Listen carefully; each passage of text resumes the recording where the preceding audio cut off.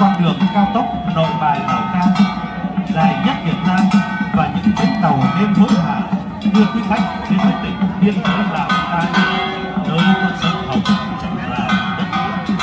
Một miền quê đang đổi thay từng ngày, chuyển bình mạnh mẽ giữa núi rừng phía bắc của Tổ quốc. Lào Cai, một miền đất giàu tiềm năng phát triển kinh tế, văn hóa xã hội, đặc biệt là thế mạnh về du lịch và dịch vụ. Nơi đây phong cảnh hữu tình, khí hậu ôn hòa, bản sắc văn hóa đa dạng, độc đáo, tình người thân thiện, hiếm khách. Quý khách có thể trải nghiệm tâm linh ở đền Bảo Hà, Phúc Khánh, đến với đền thờ uy nghi bên dòng dặm thi thơ mộng của thành phố trẻ Lào Cai. Cũng có thể đến với vùng cao Bát Sát, lên núi San Mây, ngắm nhìn các rừng già trải dọc hàng trăm hecta, chiêm ngưỡng hàng ngàn cây cổ thụ, ngắm hoa đốt thiên với muôn màu đang mùa nở rộ, ngắm nhìn khu ruộng bậc thang giữa mùa nước đổ, đến với những ngôi nhà bốn mái độc đáo của bà con dân tộc Hà Nhị, đến với cột cờ Lũng Pô, điểm mốc biên giới đầu tiên nơi con sông Hồng chảy vào đất Việt. Đứng dưới chân cột cờ, lòng chúng ta như lắng lại Tổ quốc.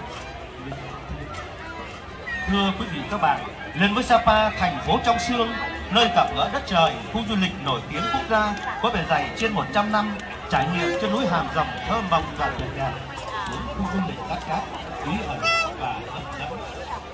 Ngược quốc lộ 4E lên với Thác Bạc trong mây trắng bồng bềnh, như Bà Đa Cổ hay du lịch Hôn Tây ở các bản làng để tìm hiểu bản sắc văn hóa các dân tộc nơi đây. Đặc biệt xin mời quý khách đến với khu du lịch San Vua Phan Xipang Legend trải nghiệm chuyến tàu hỏa leo núi chạy dọc thung lũng Vườn Hoa. Xuất phát từ trung tâm thị xã Sapa lên Kali Cáp Treo, quý khách hãy thử một lần trên đỉnh Thế Giang. Trên hệ thống cáp treo 3 giây đạt kỷ lục thế giới với chiều dài dây cáp 6.292,5 m. Độ chênh ga đi ga đến cao 1.400 m, lớn nhất Việt Nam với 5 hecta, với gần 30.000 cây hồng cổ thụ trong và ngoài nước quy tụ về đây để cùng tạo nên một khu du lịch nổi tiếng, một dáng đứng Sapa kỳ bí và tươi đẹp.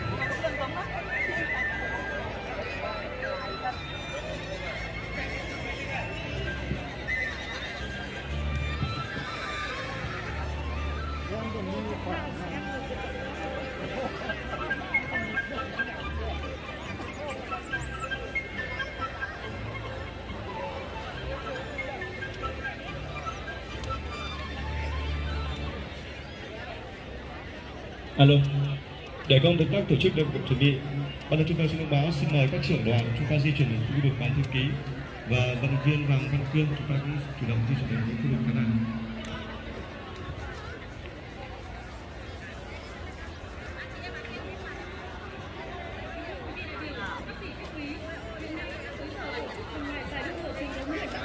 Mở rộng lần thứ 15 năm 2022, ban tổ chức xin trân trọng kính mời quý vị đại biểu, các vị khách quý, quý vị khán giả ổn định tổ chức để chương trình được bắt đầu.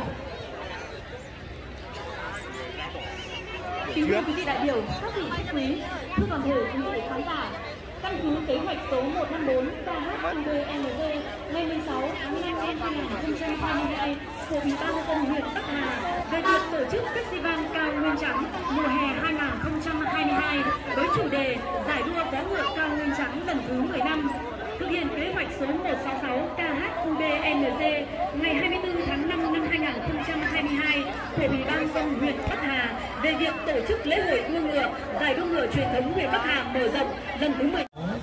Là những chuẩn bị xuất hiện trên sân.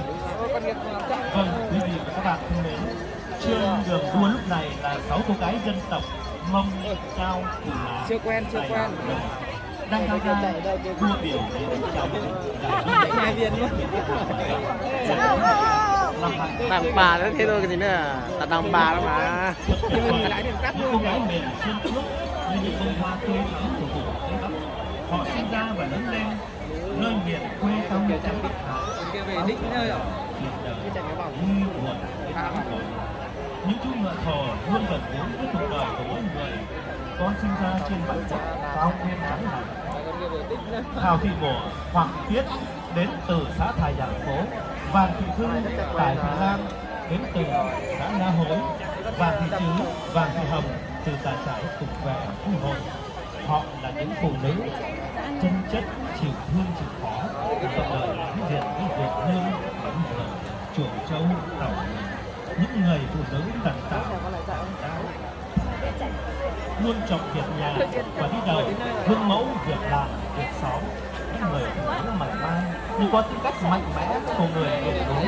Vâng, chính họ cùng với cộng đồng Chứ mà vay quá. đêm hăng hái lao động sản xuất, tích cực trong mọi phong trào của địa phương, góp phần tạo xây dựng đảng nông thôn mới trên quê hương. Trong thời đại mới, họ luôn tiếp cận với khoa học kỹ thuật, chuyển đổi giống cây trồng, làm du lịch cộng đồng, nâng cao đời sống cho gia đình, làm giàu cho quê hương. Trong đại hội vui hôm nay, những người phụ nữ xinh đẹp, tự tin, dũng mãnh, cưỡi trên lưng ngựa tạo nên một dáng vóc, một bản sắc của người phụ nữ vùng cao ít có nơi. Ngày xưa bà Trưng bà Triều gói voi ra trận, hôm nay đất nước thanh bình, những cô gái hùng biên trong trang phục rực rỡ của ngày hội cưỡi ngựa biểu diễn mở màn cho lễ hội Festival Cam Ly Trắng Bắc Hà cho chương trình Võ ngựa Cam Ly Trắng lần thứ 15 năm 2022. Chúng ta cùng cảm ơn họ, những người phụ nữ vùng cao, bằng một tràng pháo tay thật lớn được không ạ?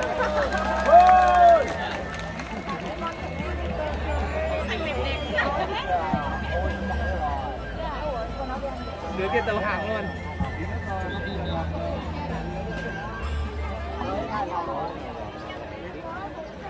Đấy chắc là ở ngoài luôn rồi.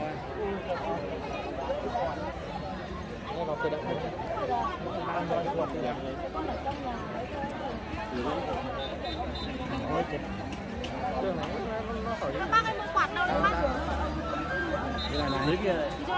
Cái này.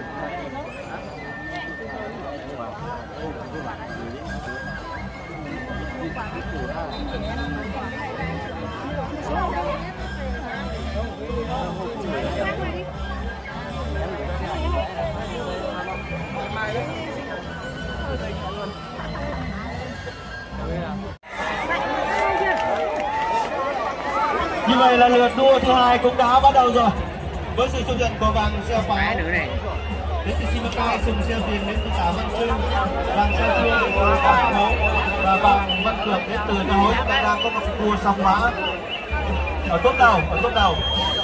Vâng, rất có quan sát không biết là số bao nhiêu đây, ở vị trí thứ ba,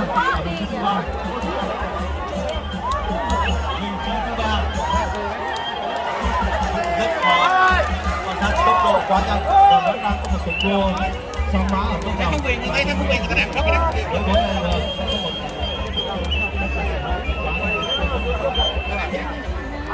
Vâng, vẫn là một cuộc đua song mã thật là tuyệt vời. Còn ba vòng nữa, rất tiếc là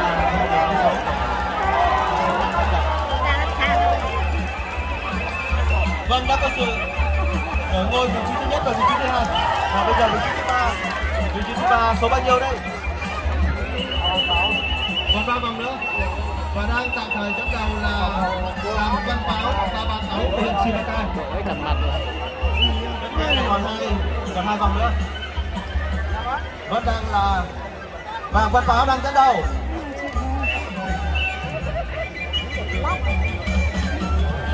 Vâng, đang bám đuổi rất quyết liệt.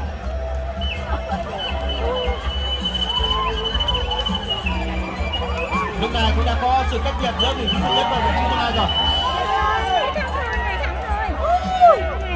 Cách nhau chừng khoảng 20 mét thôi, 20 mét. Còn 2 vòng nữa.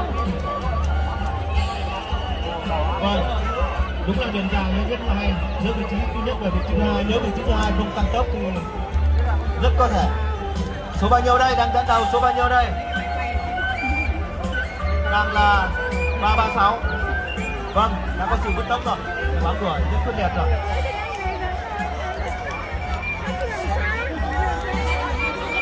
Vâng, các kỹ sĩ của chúng ta khi vào cua cũng rất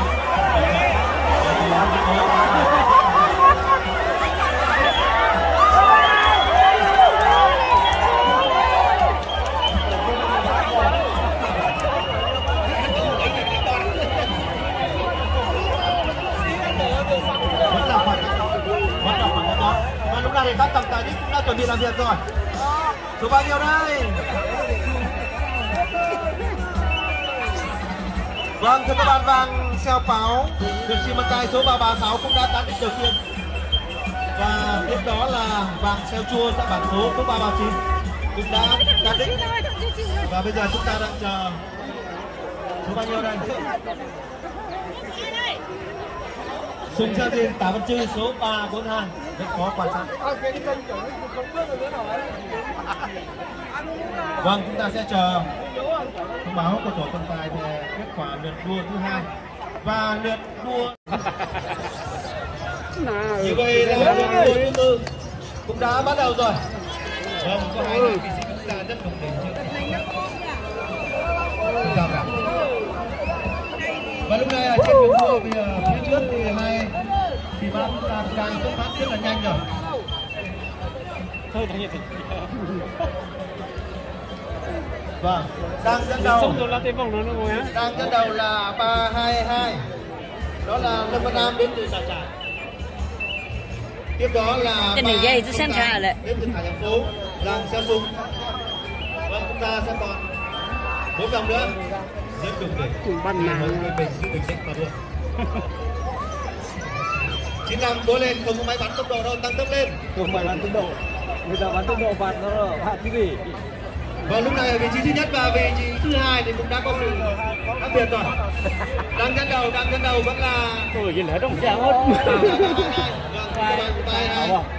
Đi bác ơi, tôi đéo chạy nè. Và tiếp đó là 308 Giang Xeo Sùng đến từ xã Hải Thành Phố.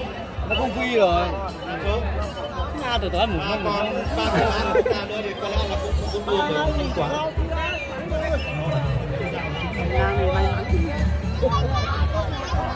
Vâng, trên đường đua lúc này còn hai cặp tất nhiên là giữa vị trí thứ nhất và vị trí thứ hai. Vòng này chắc là loại hết rồi. Khá xa, khá vàng. Đương nhiên rồi, ban tổ chức và tổ trọng tài cũng sẽ tính bằng thời gian, cho nên chúng ta cũng không phải được cho dù là ở vị trí thứ nhất. Vâng, còn hai vòng nữa bài Giờ ngủ quá thời gian này thì sẽ làm con rồi. Còn hai vòng nữa. Lúc này thì gần như là 322 và đi đua bên tư này. Ôi, như tấm chân luôn này mà không.